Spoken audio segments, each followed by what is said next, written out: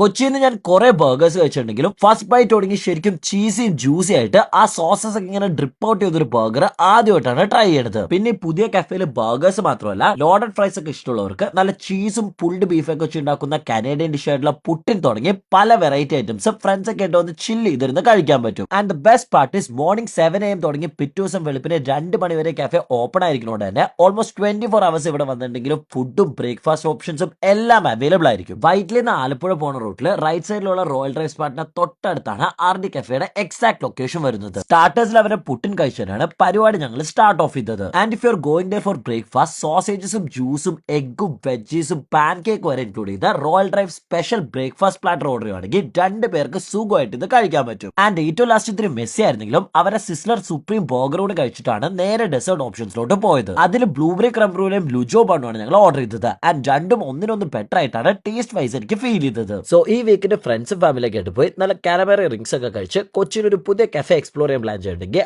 RD cafe is the right spot for U.